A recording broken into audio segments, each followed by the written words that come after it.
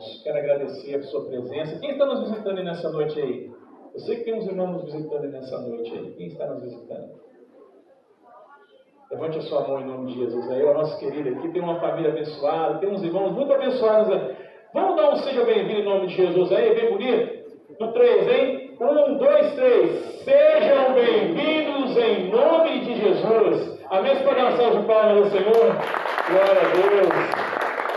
A sua presença é importante, irmão. O mais importante que a nossa presença é Jesus. Depois é você que está aqui, que veio atender o chamado de Deus, né? Que bom. Mas eu gostaria de convidar os amados aí. Hoje nós vamos ter um momento especial dos pais aí no final, para as crianças. Então, pretendo não me delongar muito. Eu queria convidar você a abrir a sua Bíblia aí em Mateus capítulo 22, a partir do verso 36. Os irmãos estão me ouvindo bem? Está alto o microfone? Tá bom?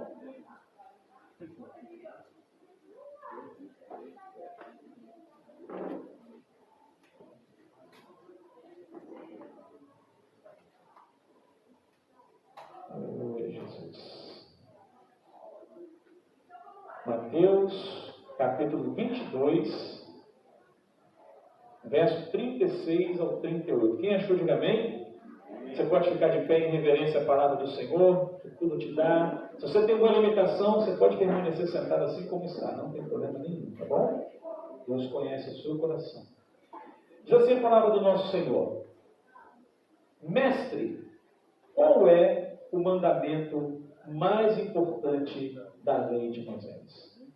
Jesus respondeu: ame o Senhor, seu Deus, de todo o seu coração, de toda a sua alma e de toda a sua mente. Este é o primeiro e o maior mandamento. Feche seus olhos, vamos orar mais uma vez. Pai, nós queremos te agradecer. Nós queremos te exaltar, te louvar pela sua santa e bendita palavra. Senhor, a tua palavra é viva e ela é poder. Então, nessa noite, meu Pai, nós clamamos ao Senhor que o poder, mais uma vez, do Evangelho seja manifestado em nossos corações. Quebranta nossos corações, Senhor, e nos faz ouvir, e que essa palavra venha nos atingir como uma flecha atinge o seu alvo. Que ela venha dar frutos, meu Pai, a 30, a 60 e a 100 por um, como uma semente que cai em boa terra. Assim, meu Pai, eu suplico o teu favor. Tende misericórdia de mim, homem pecador. Use-me, meu Pai, como tu queres, que eu venha diminuir mais uma vez. E que o Senhor venha ser engrandecido em nome de Jesus. Amém. Poder sentar a igreja.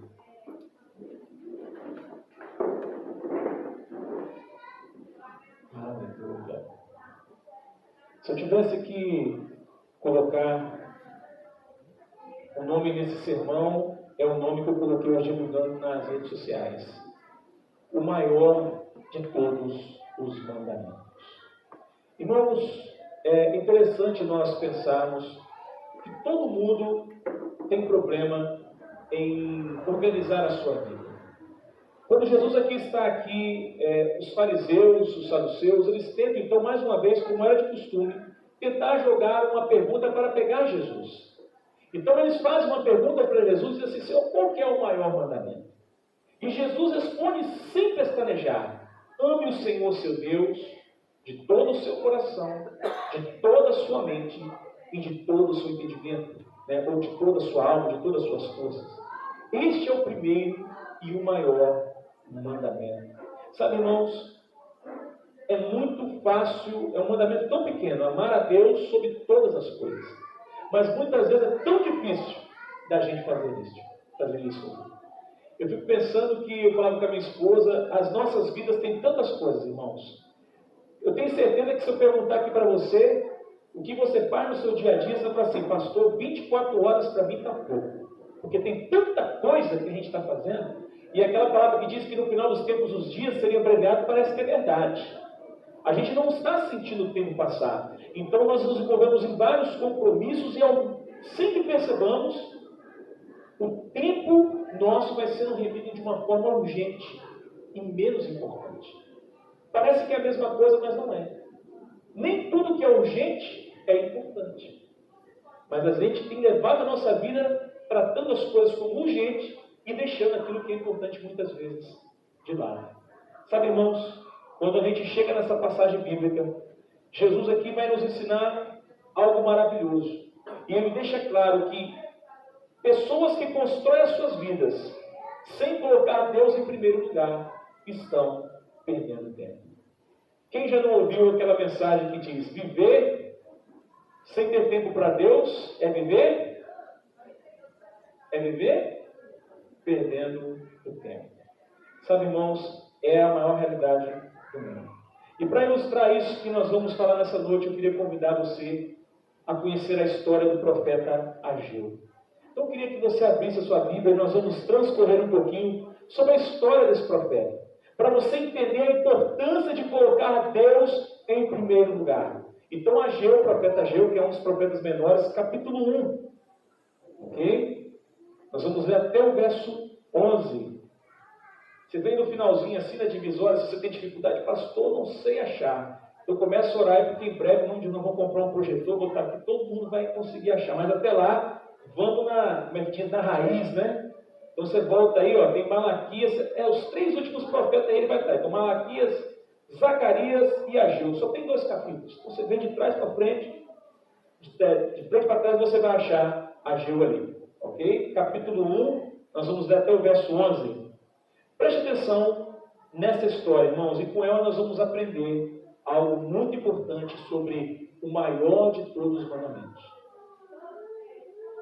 Em 29 de agosto do 2º ano do reinado de Dario, o Senhor transmitiu esta mensagem por meio do profeta Ageu ao governador de Judá, Zorobabel, filho de Sealtiel, e ao sumo sacerdote Josué, filho de Jeozadak.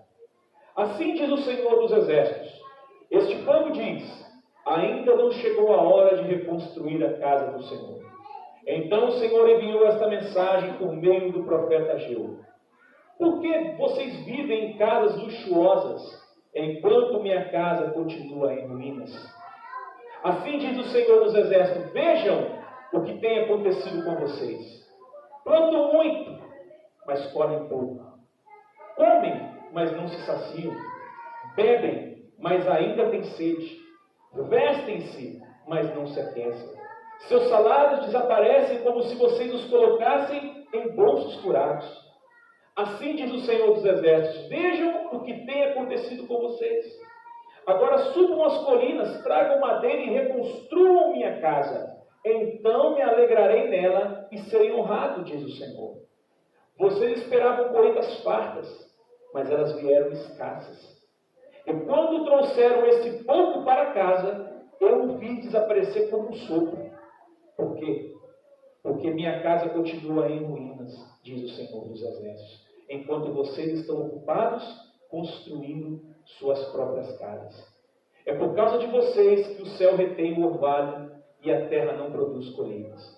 Enviei uma seca sobre os seus campos, sobre as colinas, uma seca que fará murchar o trigo, as uvas, as azeitonas e todas as suas plantações, que fará vocês e seus animais passarem fome e destruirá tudo o que vocês trabalharam para conseguir. Irmãos, vamos entender esse contexto. Ageu aqui é conhecido como um dos profetas pós-exílio. O que é isso? O povo de Deus ficou exilado no Babilônia durante 70 anos.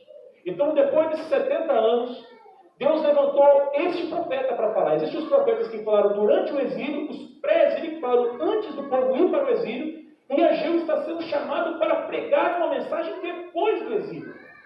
Então vamos entender o que estava acontecendo. O povo havia sido levado cativo para a Babilônia, e quando eles estavam em Babilônia por 70 anos, aí Babilônia é derrubada pelo governo persa. Então agora o novo rei permite que o povo volte a Jerusalém para reconstruir a cidade. E o que acontece? Eles mandam para lá, antes de começarem a reconstruir os muros, que a gente sabe que os muros foram construídos posteriormente com Neemias, eles mandam Josué, o sacerdote, e Zorobabel como governador da cidade. Então aproximadamente 50 mil pessoas vão para essa cidade e começam então a tentar reconstruir a cidade. Nesse contexto, o que está acontecendo? Acontece que o povo chegou lá e o templo do Senhor havia sido totalmente destruído pelos babilônios e persas. Ele estava em ruínas. E o que aconteceu? O povo foi chegando. e começou a se ocupar em construir as suas casas. Só que foram mexendo nas casas, a casa ficou pronta, e cada vez era uma coisa. Já viu aquele negócio que quando diz a questão da obra, né? Obra é uma coisa que, como é que diz? Meu pai tem uma frase que ele fala assim, que as mulheres gostam muito, né? É a palavra maldita, aproveita. Essa palavra é horrível para a obra. Porque você manda fazer uma coisa, o primeiro começa a fazer, aí vem a sua esposa e fala assim, meu bem, aproveita que você está fazendo isso aqui e faz mais isso aqui. E aí você começa, no final aquela obra que era para custar 10 mil, custa 50 mil. E não acaba nunca a obra. O cara aqui sabe o que quer dizer. Ela fica mexendo o quarto lá, está mexendo a casa e sabe o que quer dizer. O que aconteceu aqui, irmãos? O povo começou a construir suas casas. Só que o que Deus está falando aqui é que, apesar de Deus ter libertado o povo para que o povo voltasse para Jerusalém, a casa de Deus estava destruída. E pasmem, eles começaram a reconstruir suas vidas, mas aqui já tinham se passado mais de 15 anos e eles ainda não tinham mexido no templo do Senhor. Eles estavam mexendo com as suas casas, eles estavam mexendo no seu trabalho, eles estavam trabalhando, eles estavam fazendo tudo, mas a casa do Senhor estava destruída. Quando nós vemos aquela passagem, Jesus falando sobre o maior de todos os mandamentos, Jesus deixa claro que o maior de todos os mandamentos é colocar Deus acima de tudo. Irmãos, muitas vezes nós temos agido como o povo de Israel. Nós muitas vezes se ocupamos, e não é errado, veja bem, não é pecado eles construírem as casas deles, não era pecado eles retomarem a vida deles, mas tudo tem um momento. Eles chegaram, começaram a fazer o que deveriam, mas foi passando o tempo. E sem que percebessem, já tinham passado mais de 15 anos e a casa do Senhor para adoração estava em ruínas. Então Deus levanta esse profeta e traz uma mensagem dizendo que vocês estão me deixando em segundo lugar. Vocês não me dão a honra a qual eu sou devido.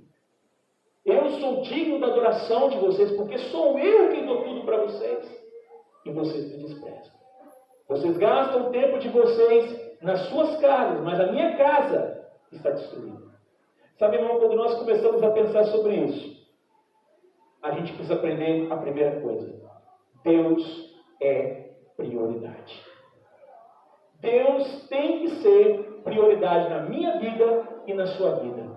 É muito comum, irmãos, você começa a encontrar as pessoas por aí, às vezes as pessoas estão afastadas de muitos anos sem muitas vezes para a igreja.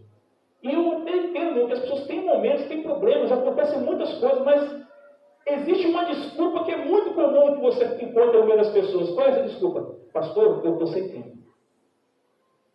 Essa desculpa ela não é verdadeira, irmãos. Porque nós temos tempo para tudo. Se você pegar e calcular o tempo que você gasta no seu celular, você vai ficar espantado. Se você ver o tempo que você gasta com as coisas que você faz, com o seu trabalho, com tudo, e você vê o tempo que você tem, quanto que você deixa para Deus? Muitas vezes nós estamos esquecendo que a casa de Deus, hoje, somos nós. Como é que está a casa de Deus? Como é que está a casa de Deus? Como é que está a sua vida? A nossa vida. Aqui nós estamos só para um povo que a casa estava em ruínas. Talvez nessa noite eu esteja falando para pessoas que a sua casa, a casa espiritual onde o Espírito Santo quer habitar, está em ruínas. Você já não tem mais prazer na lei de Deus, não tem mais prazer nas orações, na palavra do Senhor. Talvez porque nós temos feito como esse povo. Sabe, irmãos, muitas vezes nós colocamos tantas prioridades. Eu gosto daquela passagem que a Bíblia fala que o rei convidou várias pessoas para um banquete. E quando ele saiu, o seu servo saiu a convidar. Os motivos que as pessoas deram, nenhum daqueles motivos eram pecado. Um disse, eu tenho que me casar. O outro disse, olha, eu tenho uma terra que eu comprei, preciso ver. O outro, eu comprei uma junta de bois, preciso testar a junta de bois. Não era nenhuma dessas coisas era pecado. Mas o pecado estava em que ele colocava todas elas na frente do rei. E talvez nessa noite eu esteja falando para pessoas aqui que têm agido dessa forma. Eu falo para vocês, irmãos, é muito, muito difícil se nós não nos organizarmos. Sabe, às vezes a gente diz que ama Deus, mas a nossa corrida pelo dinheiro, a nossa corrida exacerbada no trabalho, a nossa corrida por tudo, e nós nunca temos tempo para adorar e buscar a Deus. Viver uma vida, irmãos, trabalhando sem ter tempo para Deus, é você desperdiçar o tempo da sua vida. Sabe, irmãos, no verso 5 de Ageu, capítulo 1, diz assim: vejam onde os seus caminhos os levaram. Deus está conclamando através do profeta, dizendo assim: analisem e vejam a vida de vocês. Onde as suas escolhas estão levando vocês? Irmãos, aqui o povo estava olhando, eles não entendiam mais, porque eles não tinham mais prosperidade. Eles não tinham mais nada. Eles estavam trabalhando, eles estavam plantando, eles estavam colhendo, mas o que eles colhiam era pouco, e o pouco que eles colhiam desaparecia nas suas casas. Às vezes a gente está passando por provas, é que eu falo para nós estamos passando por provas, e sabe a primeira coisa que eu vejo aqui? É que a nossa vida material está intimamente ligada com a nossa vida espiritual. Se nós não formos fiéis em nosso relacionamento para com Deus, a nossa vida material também não irá bem, irmãos. Ah, pastor, mas eu conheço muitas pessoas aí fora que nem conhecem o Senhor Jesus, estão ricas e estão aí pintando e bordando. Sim, mas a Bíblia fala que essas pessoas, um dia delas está contado. É o Salmo de Asaf, que ele via todas as pessoas estando bem e ele estando mal, ele buscando a Deus. Então ele entrou no santuário e ele enxergou o final dessas pessoas. E eu quero dizer para você, irmão, que essa é a diferença daquele que serve a Deus. Nós podemos enxergar que existe um caminho muito mais maravilhoso na presença de Deus. Irmão, não adianta, o seu trabalho pode ser uma bênção na sua vida, e ele é. Mas se você colocar ele na frente de Deus, ele se torna maldição. Trabalho foi a primeira coisa que Deus deu para Adão. Antes da mulher, deu trabalho. Você vai cuidar do jardim. Vai cuidar. Depois ele deu a mulher. Mas nós, muitas vezes, estamos fazendo o quê? Nós priorizamos tudo, menos a Deus. Nessa noite, o Senhor está dizendo para nós, onde nós estamos? Será que você consegue enxergar qual é a sua situação espiritual? Qual é a nossa realidade espiritual hoje?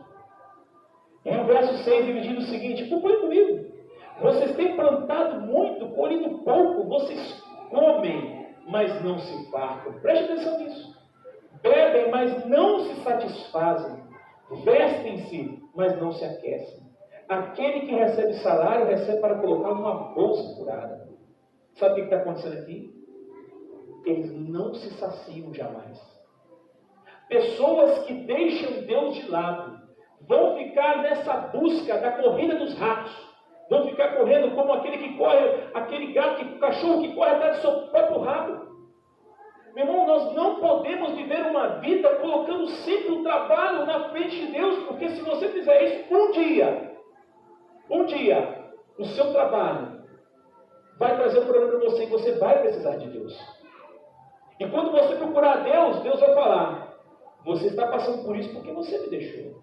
Uma vez, um sábio pastor foi aconselhar um homem, e esse homem ele era um cara que ele estava sempre na obra de Deus, ele ajudava a obra de Deus, ele estava sempre evangelizando, ajudando, estava sempre ali, irmão, trabalhando na obra de Deus. Um dia esse cara foi promovido no trabalho dele e começou a ganhar muito bem.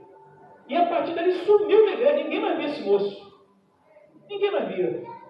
E sumiu. E a esposa dele, sempre fiel ali na igreja, ali orando, e a esposa dele pediu para que o homem estava afastado. Trocou de carro, a casa melhorou. Até que um dia, esse camarada perdeu o emprego, ficou doente e perdeu tudo. Então ele foi procurar o pastor e pediu o pastor para orar por ele. E o pastor virou para ele sabiamente e falou assim: você quer que eu ore por você para que eu quero que você ore para que eu recupere o que eu perdi? Ele virou para ele assim: não posso fazer isso.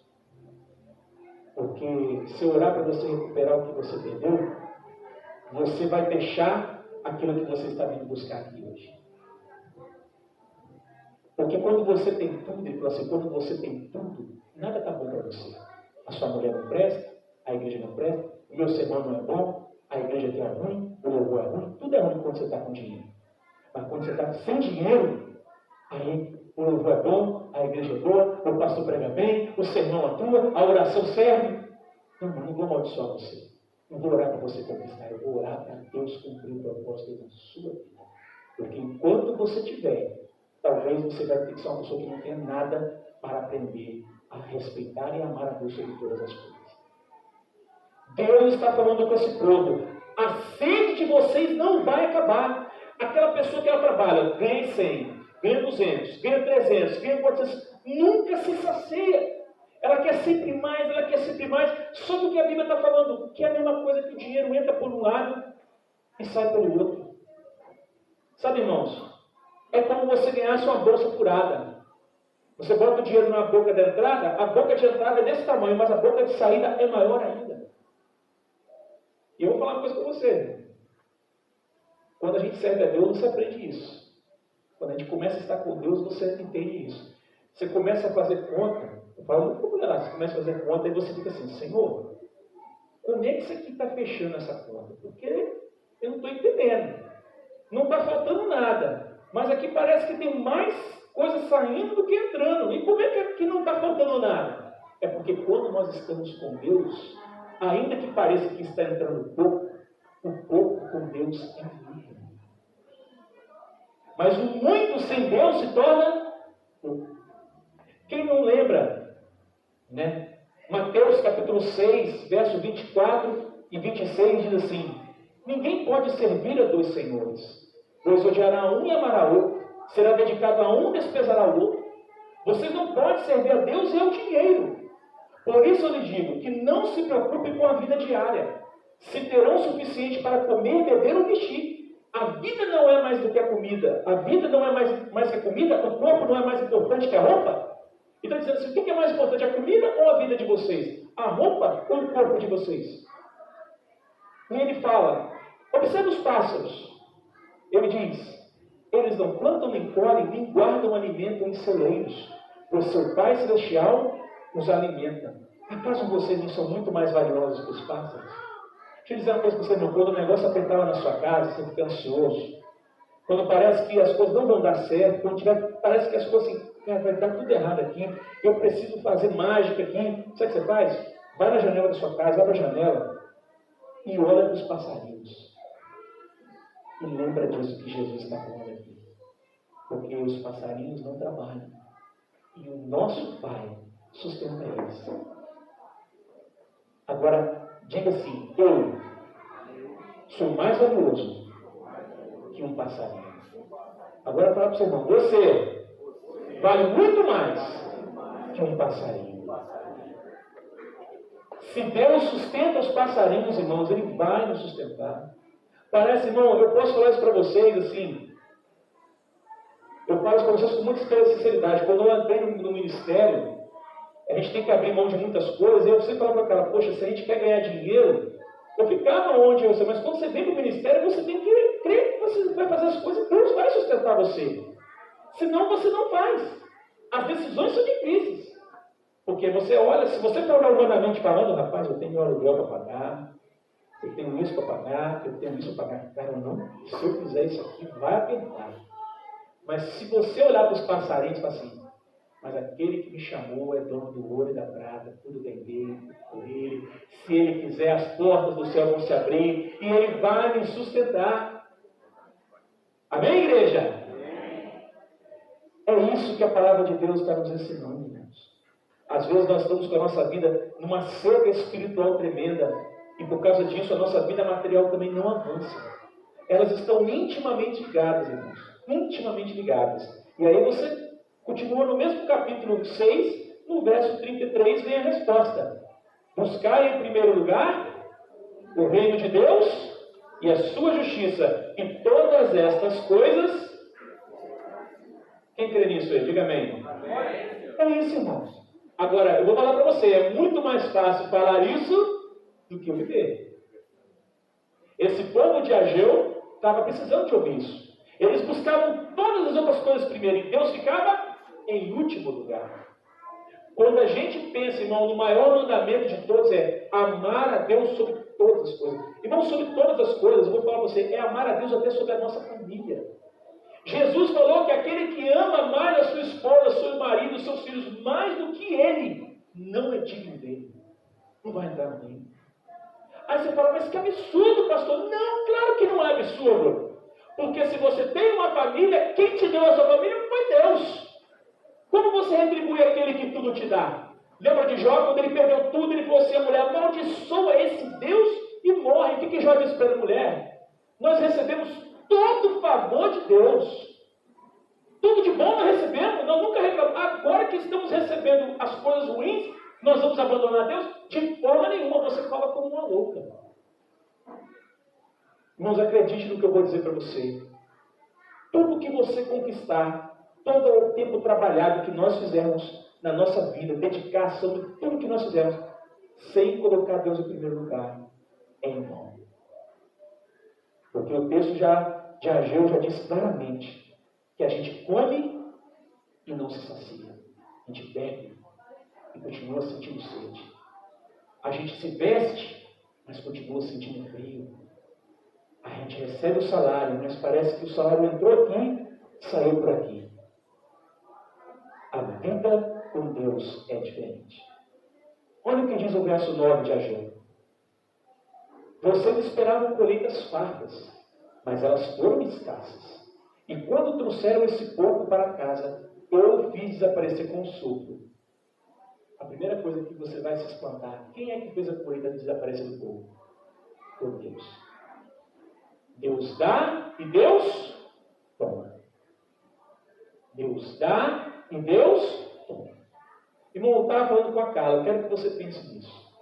Pense nisso, irmãos. Nós temos vários meios hoje de armazenar alimento. Concorda comigo? Temos a geladeira, você pode armazenar várias coisas. Eu não sei qual a capacidade hoje de armazenamento, mas hoje tem condimentos, coloca, né? Mas imagina aqui no tempo de José do Egito. A Carla ficou pensando isso comigo essa semana. Amor, para pensar. José colheu aqueles grãos durante 7 anos. Como que José armazenou esses grãos durante 7 anos que esses grãos não apodreceram? O que ele tinha que ter para sustentar o Egito e para passar para as outras nações que vinham comprar trigo? Como isso aconteceu, irmãos? Eu te digo. Aí você fala assim, porque a tecnologia egípcia não. Porque eles tinham o maior e melhor conservador de todos, o Espírito de Deus. Porque quando Deus abençoa alguma coisa, irmão, abençoado. Deus deu sonho para José e falou assim, ó, fala para o faraó que vai ser 7 anos de fartura, 7 anos de miséria. E o que ele falou para José? Ó, José, você vai falar para o faraó que pode pôr um homem na frente, que ele vai preparar, armazenar isso e tudo direitinho para organizar. Quando ele falou, faraó doeu, você é esse homem. E ele fez. E eu fico imaginando assim, vocês acham que José, por algum motivo, pensou assim, o que eu vou fazer para esse grão não apodrecer? Ele falou assim, se Deus está dando o sonho, Ele vai suprir todas as condições. Se você deixar um feijão, meu irmão, fora do saco aí por alguns dias, alguns meses, eu acho que ele estraga, não estraga? Imagina 7 anos. 7 anos. Irmão, nosso Deus, Ele faz maravilhas. Ele faz maravilhas. Sabe, nós precisamos interpretar que hoje nós somos a casa de Deus. E aqui eu queria tratar um outro aspecto com você. Como é que nós temos construído as nossas casas? A casa de Deus. A gente às vezes constrói as nossas casas, dá muito mais valor às coisas que nós temos na nossa vida. E a casa de Deus que somos nós não lemos mais a palavra de Deus, nós não oramos mais, nós não buscamos mais a Deus. O que você acha que vai acontecer com o seu templo espiritual? Ele vai ficar em ruínas. E depois, quando a gente for buscar Deus, nós vamos direto para Deus e falamos, Senhor, tem misericórdia de mim. E Deus vai falar assim, meu filho, tem misericórdia de você. Mas olha como é que você está tratando a minha casa. Aí eu vou concordar. Uma vez eu ouvi um pastor pregar sobre isso, ele falou isso. Assim, porque tem umas casas de Deus, que você olha para ela, meu irmão, ela está rebocadinha, está bonitinha. Qual o caso de nós? Está pintadinha, está caminhando, não falta nada na casa, a casa está em crescimento, o edifício, como a Bíblia fala, está sendo bem ajustado. Mas tem umas casas de Deus aí, meu irmão, que é só misericórdia, parece um barraco, vai só desfacelando mais, é telha caída de um lado, buraco, vazamento, e eu falo isso na nossa casa espiritual. Às vezes a nossa casa espiritual está desse jeito, irmão, está uma ruína.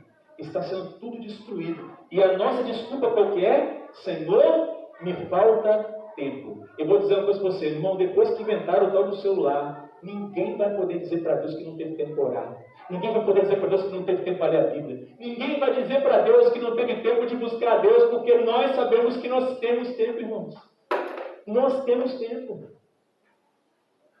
Sabe, irmãos, esse povo estava inventando tudo quanto é desculpa. No começo, tudo bem, nós estamos voltando, vamos construir a nossa casa, precisamos de um lugar para morar. Beleza, aí construiu a casa está construída, daqui a pouco eles começaram, mas agora eu posso aumentar a fachada, agora eu posso construir mais para cima, agora eu posso fazer isso, fazer aquilo outro, fazer aquilo. E a casa de Deus estava toda em ruínas. E aí o povo trabalhando, e nada dá certo. E eles se perguntando, por que as coisas não estão dando certo? Nós estamos aqui, viemos reconstruir a cidade, o Senhor é conosco. É isso, irmãos. Nós precisamos colocar Deus no primeiro lugar. Verso 5, o Senhor deixa bem claro. Precisamos entender que somos chamados para sermos mordomos do Senhor. Deus fala assim, considerem os seus caminhos. Nós precisamos parar, irmão. Eu pergunto para você, qual foi a vez que você chegou, antes de tomar uma decisão, perguntou assim, isso aqui que eu vou fazer, é melhor para quem? Para mim ou para Deus? Vou dizer uma coisa para você, irmãos. Você pode ter todo o dinheiro do mundo. Todo o dinheiro do mundo. Você pode ter o melhor plano de saúde. Irmã Eli? O melhor plano de saúde. Mas dinheiro compra a saúde? Aí vou falar uma coisa para vocês aqui, que parece que não é verdade, mas vocês vão perceber que é.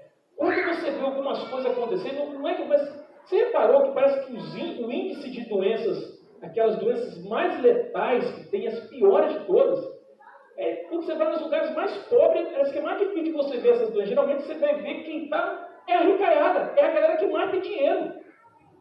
E aí você entra no barraco do cara, os meninos tudo de pé descalço, tudo insalubre, os moleques tudo telequete, correndo da casa, pelado, feliz, você entra na casa do cara, mansão, está todo mundo triste, para baixo, depressão, pagando psicólogo caro, plano de saúde caro, indo para hospital caro. Por que, irmãos?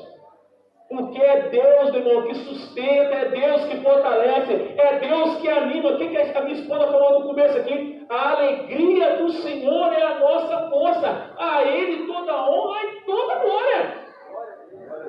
Meu irmão, nós não podemos duvidar disso jamais. Se nós começarmos a colocar Deus como prioridade em nossa vida, Deus então vai ter prioridade para nossas coisas. Eu me lembro uma vez quando eu falei isso uma vez com o pastor Marcelo, lá de Lagoinha, e eu e Carla, rapaz, nós estávamos num momento difícil assim para nós. Nós não tínhamos, tinha muita coisa acontecendo, a gente estava com vários ministérios, muita coisa, e nós estávamos sobrecarregados. Então eu e Carla chegamos e falamos assim, vamos procurar o pastor. E quando a gente está sobrecarregado, sabe o que é o nosso problema? É que a primeira coisa que a gente quer cortar na vida é o quê? As coisas de Deus. A gente nunca vai tentar buscar uma outra coisa para tirar. É sempre as coisas de Deus. Aí vamos buscar o pastor. Pastor, ora com nós viemos aqui conversar com o senhor, porque está tudo tão difícil.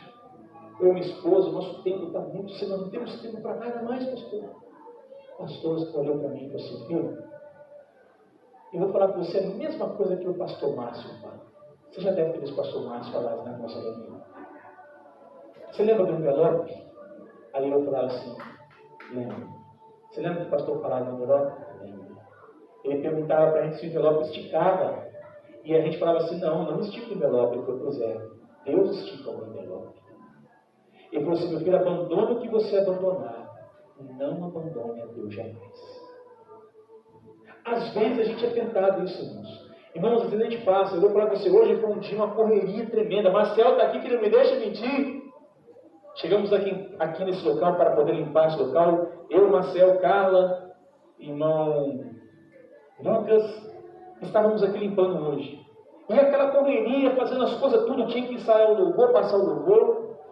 E aí eu cheguei em casa, Carla, não sei aquela correria. Aí eu virei e falei assim, Carla, hoje foi puxado, não sei o que lá. A Carla virou para mim e falou assim, amor, não esquenta, sabe por quê? Essa é a nossa vida. É a vida que a gente escolheu. É viver para as coisas de Deus. Aí aquilo me tranquilizou. Então, irmãos, às vezes a gente tem esse pensamento. Olha o que diz Salmo 127. Quem não conhece Salmo 127, verso 2? Se o Senhor não construir a casa, o trabalho dos construtores é vão. Se o Senhor não protege a cidade, de nada adianta guardá-la com sentinelas. É inútil trabalhar tanto, desde a madrugada até tarde da noite, e se preocupar em conseguir alimento, pois Deus cuida de seus amados enquanto dormem. Eu não recebo esta palavra. Deus cuida de você enquanto você está dormindo. Eu tenho certeza que muitas vezes você levanta pensando: Senhor, o que é que eu vou fazer hoje? Eu tenho que vender, bater minha meta, eu tenho que cumprir com os meus compromissos, pois eu quero dizer para você que a cada necessidade que nós temos, Deus já preparou uma situação antes da necessidade vir, meu irmão. Antes da necessidade vir. O que vem primeiro, a necessidade ou o suprimento? O suprimento vem primeiro. Quando Deus criou Adão, o que Deus tinha criado primeiro? O jardim já estava lá. Antes de haver fome, já havia alimento. Quando Deus chama você para trabalhar, fazer alguma coisa na empresa, creia nisso. Senhor, eu vou sair. Eu não sei quem está lá fora atrás de alguma coisa, mas eu sei que o Senhor é meu provedor. E aonde eu vou no lugar certo. O Senhor vai colocar as pessoas certas. E eu vou voltar com aquilo que eu preciso para minha casa. Isso é fé. Pastor, mas nem todo dia assim. A gente sai desse espírito, a gente sai chutando tudo, pulando, gritando. E quando a gente chega no negócio, nada dá certo. No dia que nada dá certo, sabe o que você faz? Você olha para o céu e fala: Senhor, obrigado pelo dia que eu cheguei, porque pelo menos eu cheguei aqui e nada aconteceu comigo. Amanhã é outro dia, eu tenho certeza que o Senhor vai me compensar duplamente. O nosso problema é que quando as coisas estão erradas num dia, a gente começa a amaldiçoar Deus. Rapaz, esse negócio de ficar servindo a Deus dá muito problema. Esse negócio não está dando mais nada certo para mim. Irmão, deixa eu falar com você. Quem está no mundo, quem está fazendo a vontade do inimigo, vai ser incomodado, sim ou não? Fala para mim. Fala para mim, irmão. Não vai. Mas basta você falar assim: eu quero servir a Deus e colocar Deus em primeiro lugar na minha vida. Não, se prepara. Se prepara que o chicote vai comer soco no lombo. Que o negócio vai esquentar. Mas no final, irmão, vai ser igual a José. Você vai passar pela prisão, vai ser vendido pelos irmãos, mas no final, Deus coloca você na posição que Ele quer que você esteja. Não estou falando aqui de teologia da prosperidade. Eu estou dizendo o seguinte: aqueles que vivem confiando em Deus, independente da situação, sabem que Deus faz da vida deles o que Ele quer. José confiava em Deus. Daniel confiava em Deus. Quantos mais confiavam em Deus? Muitos deles morreram. Mas morreram, como diz Paulo: viver para mim é lucro. Viver para mim é Cristo. Morrer para mim é lucro. É assim, irmãos. Ser cristão é, como diz Paulo: aprendi a viver satisfeito em todas as coisas. Se eu tenho muito, eu dou glória a Deus. Se eu tenho pouco, eu dou glória a Deus. Se hoje eu posso abençoar, eu dou glória a Deus. Se amanhã eu sou abençoado, eu dou glória a Deus. E assim a gente vai viver a vida.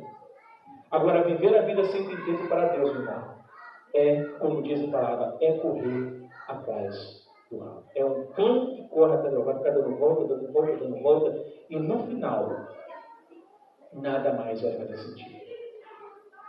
Veja o que diz Romanos, capítulo 11. Abre aí sua Bíblia, Romanos, capítulo 11, verso 36. No dia que você pensar assim que a sua vida está nas suas mãos, que o que você faz é para você, que você é mais importante, você sabe o que é melhor para a sua vida? Romanos 11:36 vai dizer: porque dele, e por meio dele, e para ele, são todas as coisas. A ele seja glória para sempre. Amém. Ele não diz são algumas coisas, ele diz são todas. O que quer dizer isso, pastor? Sua casa lá, de quem é sua casa? É de Deus. De quem é seu trabalho? É de Deus. De quem é sua família? É de Deus. Mas Deus escolheu colocar nas suas mãos para você administrar para Ele o que é dele. E nós vamos prestar conta de tudo que Deus colocou na nossa mão para a gente fazer. Porque é para Ele que nós fazemos. Sabe, irmãos, eu queria finalizar esse sermão lembrando das sábias palavras do Mestre que nós lemos. Ame o Senhor, seu Deus, de todo o seu coração. Não é a metade do coração, é de todo o coração. É o coração completo, de toda a sua alma. Alma que diz, o que contém a nossa alma? Mente, vontade, emoções. Então tudo isso tem que estar para Deus. É a nossa mente, a nossa razão, as nossas emoções para Deus. E de toda a sua mente, ou seja, de todo o seu raciocínio. Talvez eu esteja falando para pessoas aqui que podem achar que estão conquistando muitas coisas sem Deus. Mas eu vou dizer para você, qualquer coisa conquistada sem Deus não serve para mim. Não serve, não. Essa semana me ensinou muito isso. A Carla lembrou muito bem. Quando eu vi uma criança de 2 anos, irmão, ser levada pelo Senhor, a criança que outro dia estava ali correndo, andando pela rua, brincando, 2 aninhos, irmão. Você pode perguntar, por que Deus levou esse menino? O que ele fez de mal? O que ele fez de errado? Calma, o Senhor levar ele. Eu fui lá no hospital, entrei no quarto, ajoelhei na cama dele, orei, chorei lá com a família dele. E disse, Senhor, poupa a vida desse menino. Tem misericórdia. Mas Deus levou. Aí, conversando com a família, você fala assim, gente, que bom ter essa família da visão. A mesma família que tem essa criança que perdeu essa família, eles têm uma outra filha que sofre de um problema ainda mais sério, que a filha praticamente não vive, ela vegeta. Aí você fala, meu Deus, que sofrimento dessa família, por que Deus fez essa família sofrer tanto? Irmãos, eu me faço muitas perguntas, mas toda vez que eu me faço as perguntas, tem sempre a mesma resposta. Todas as coisas contribuem para o bem daqueles que amam a Deus. Seja para o bem, seja para o mal. O final sempre irá contribuir para o bem daqueles que amam a Deus. E nós precisamos decidir, irmãos, que decisão nós vamos tomar quando ela vier diante da gente. E eu encerro lembrando a passagem de Elias. Elias chegou na casa daquela viúva. A viúva estava colhendo os gravetos e ela falou assim, Elias, faz um bolo para mim. Ela falou, olha, eu tenho um pouquinho de farinha, eu ia fazer uma comida para meu filho, um pão, e nós íamos comer e morrer. A decisão dela era essa. Essa era a decisão dela. Vamos comer e morrer. Mas ele vira para ela e fala assim, mulher, não faça isso. Faça o bolo para mim. Faça o bolo para mim. Creia nessa palavra. A Bíblia não fala que ela ficou batendo um pouco com eles. Porque qualquer um de nós, numa situação dessa, fala, você está doido, cara? Meu filho está com fome. Eu estou com fome, eu vou fazer... Você é folgado, hein, profeta? Ela não fez isso. Ela fez o bom profeta. E a Bíblia fala que Elias orou clamando a Deus. E a Bíblia fala que não faltou farinha na botija e nem azeite. E por muitos e muitos dias aquela mulher teve. Isso é colocar Deus em primeiro lugar. Eu quero dizer para você nessa noite que se talvez Deus está falando no seu coração nessa hora agora, senhora, eu tenho sido uma pessoa que não tem colocado a Deus em todas as áreas. Talvez em algumas áreas você coloque, mas em outras você ainda não coloca. Então nessa hora, meu irmão, Deus está chamando você para um conselho, para que você coloque. Então eu queria convidar você a fechar os seus olhos nessa hora. Vamos fazer uma oração.